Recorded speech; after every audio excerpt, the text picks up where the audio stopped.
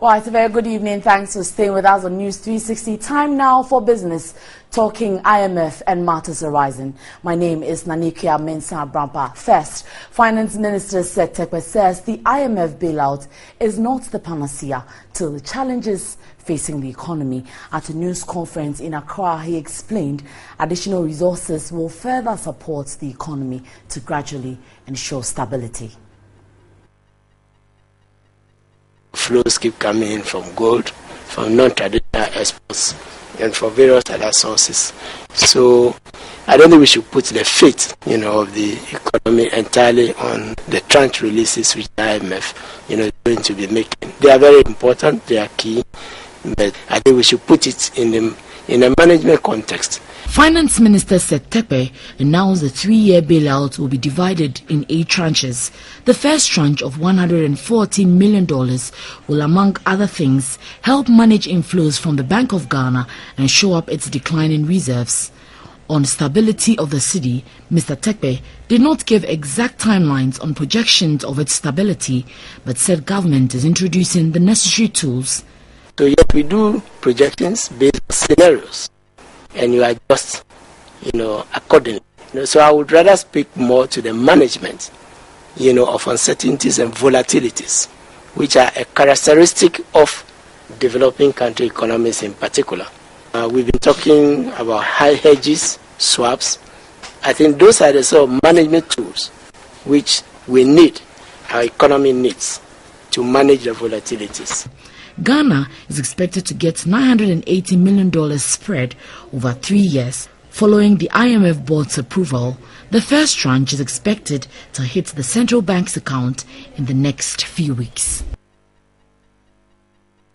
Why, so the Ghana cedi comes up for discussion again, and the continuous depreciation of the cedi on the interbank market has pushed some banks to raise their base rates, citing high operational costs. Now, despite concerns raised by some customers, currency analyst Samuel Ampa says it is a normal practice by banks in order to offset some sort of risk in transactions. Currently on the interbank market, the cedi to the dollar is buying and selling at 3 Ghana cedis 77 pesos. At the black market, the dollar is being exchanged for close to 4 cedis. Some analysts contend speculation is another factor to consider. Already, some banks in the country have reviewed their base rates upwards as the dollar gains more value against the cedi. With the banks, you see that their cost of doing business goes up.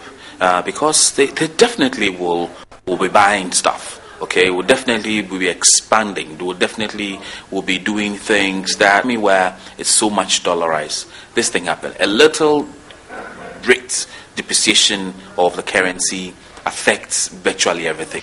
With the IMF bailouts now approved, some analysts believe pressure on the economy will be reduced, but not on the local currency.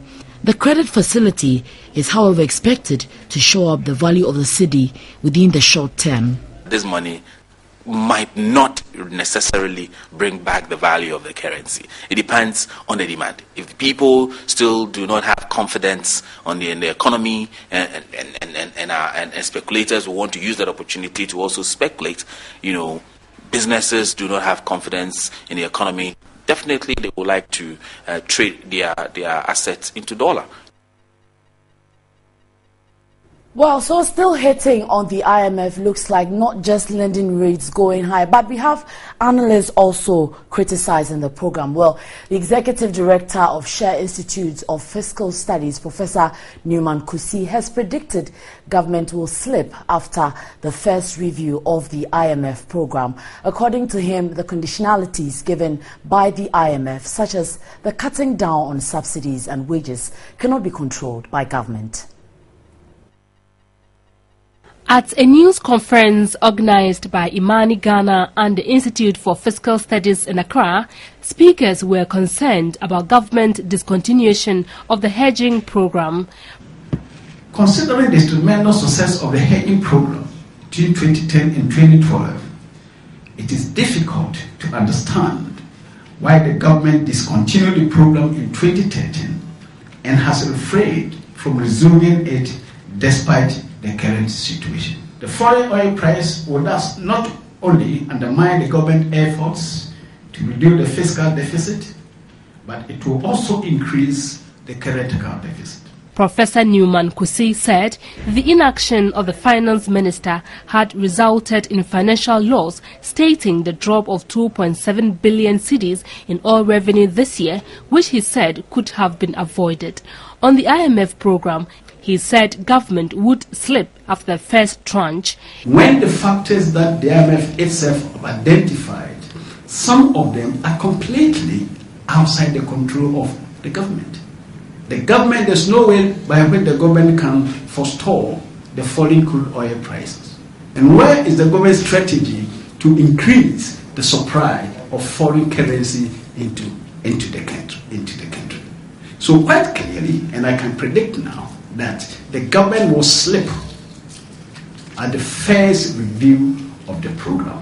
He advised government to rather clean the payroll system instead, as well as deal with revenue leakages. Chief Executive Officer of Cambridge Capital, Evron Hughes, said government was not committed to fiscal discipline. The estimates that the government has given us so far indicates that they are not being straightforward with Ghanaians with the numbers. The two speakers urged government to reprioritize its expenditure. There's nothing wrong in borrowing to finance infrastructure that contributes directly to economic activity. We cannot build every road, every airport, every railway station, every school, every health center at the same time for political expediency. Well, the first tranche is on its way and we wait to see the future of the bailout. We move on to some more stories tonight. In Philips Ghana, a part of Royal Philips has held a forum in Accra to address energy challenges confronting industries. The company is advocating the use of LED lighting to help businesses save more than half of their cost on energy. The energy crisis in the country is currently having a heavy toll on businesses and industries. Lighting alone accounts for more than 19% of total electricity consumption. This informed the Energy Commission's decision to promote energy efficiency through the ban on incandescent bulbs and the use of energy-efficient gadgets. Any company that has a brand that it wants to protect will do its own market surveillance. One of the banes of countries like Ghana is that you see brands and you're never sure, is it genuine or is it a fake? Well, when Philips are here, they are also worried about, is it genuine and is it a fake? And they will actively prosecute the agenda of ensuring that any appliance, good, light, LED that is sold on the market is genuine. The LED technology saves about 85% of energy with a lifespan of about 50,000 hours. Philips Ghana introduced an array of LED lighting products to support homes and industries. These products come with a control system which is able to dim when the lights are not in use. A mobile application can also be used to change the lighting effects when necessary. The challenges we are facing now in our energy, situation can be addressed with LED. We've seen it being done with compact fluorescent lamp where we saved over 120 megawatts of power. At the moment, what we are being told is we need about 300, 400 megawatts of generating to be able to address this problem. If we are able to go the LED route, get homes to move from conventional lighting to LED, get businesses to move from conventional to LED, the savings we'll see there is not only going to bring about sustainability, give us reliable power, but it also keeps money in our pocket. Philips Ghana is partnering some local distributors to market these products. Log on to tv3network.com for more news.